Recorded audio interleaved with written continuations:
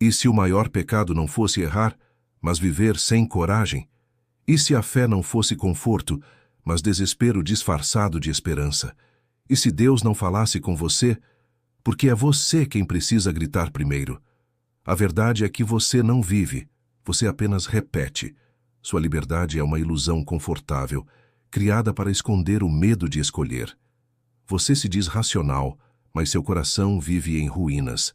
Você busca sentido, mas foge do silêncio que o revelaria. Kierkegaard não veio para te consolar. Ele veio para te rasgar. Ele é o filósofo que não fala com a sua mente, mas com o seu desespero. E o que ele diz é simples, brutal e inevitável. Você nasceu para escolher e morrer pelas consequências.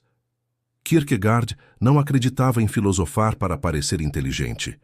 Ele acreditava em filosofar para salvar a alma da inércia. Enquanto outros construíam sistemas, ele construiu espelhos. Espelhos diante dos quais ninguém consegue se manter inteiro. Porque quando você lê Kierkegaard, algo dentro de você quebra. E o que surge não é compreensão, é vertigem. Ele chamava isso de a doença mortal. O desespero de não ser quem você realmente é.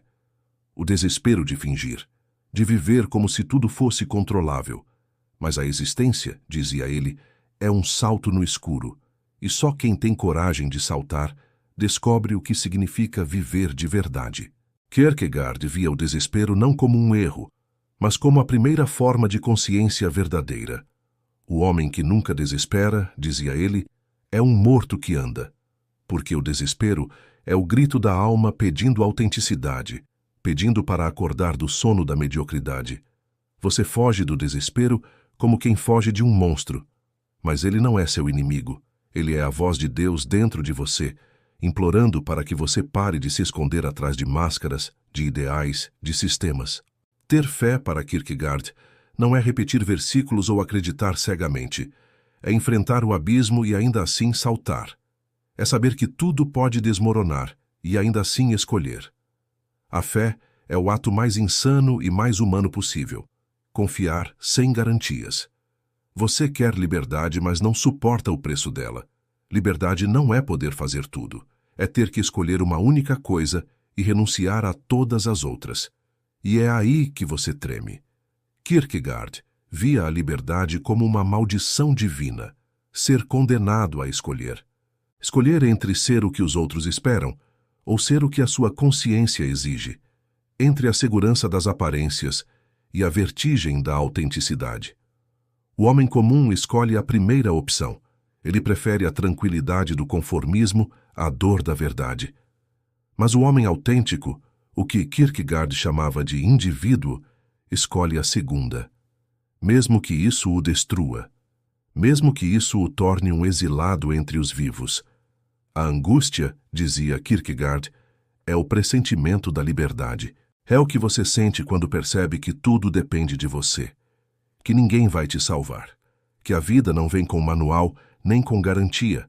Você tenta anestesiar essa angústia com distrações, trabalho, prazer, status, tecnologia, religião superficial. Mas ela sempre retorna, porque a angústia é a sombra do infinito dentro de você. Ela te lembra que você nasceu para escolher algo maior do que conforto. Nasceu para se tornar quem é. O homem que não sente angústia é o homem que desistiu de existir. Ele pode ter sucesso, poder, seguidores, mas é um cadáver polido. A angústia para Kierkegaard é o batimento cardíaco da alma acordando do torpor da obediência. O salto de fé é talvez a ideia mais famosa e mais mal compreendida de Kierkegaard. Não é um salto cego, mas um salto consciente no absurdo. É olhar o caos e dizer, mesmo assim, eu escolho acreditar. A fé não nega o desespero. Ela o atravessa. Abraham, no sacrifício de Isaac, é para Kierkegaard o símbolo máximo da fé. Um homem que ama acima da razão, que confia sem provas, que age mesmo sem entender. E isso não o torna fraco, o torna absurdamente humano, porque a fé, no fundo, não é sobre religião. É sobre ousar ser inteiro quando tudo pede que você se fragmente. A fé é o oposto da certeza. A certeza é para os mortos. A fé é para os que caminham na escuridão com os olhos abertos. Kierkegaard previu o colapso espiritual da modernidade. Ele via o mundo caminhando para o que chamou de cristandade morta, um cristianismo sem Cristo, uma fé sem angústia, uma moral sem sacrifício. Hoje, 2 séculos depois, você vive exatamente isso. Um mundo cheio de gurus, fórmulas, promessas e métodos de iluminação, mas vazio de autenticidade. Você quer o consolo de Deus, mas não o silêncio dele. Quer a paz, mas não o abismo. Quer acreditar sem sofrer, viver sem se comprometer, sentir sem se despir. E é por isso que Kierkegaard te chamaria de cristão estético, aquele que usa a fé como decoração, não como ferida.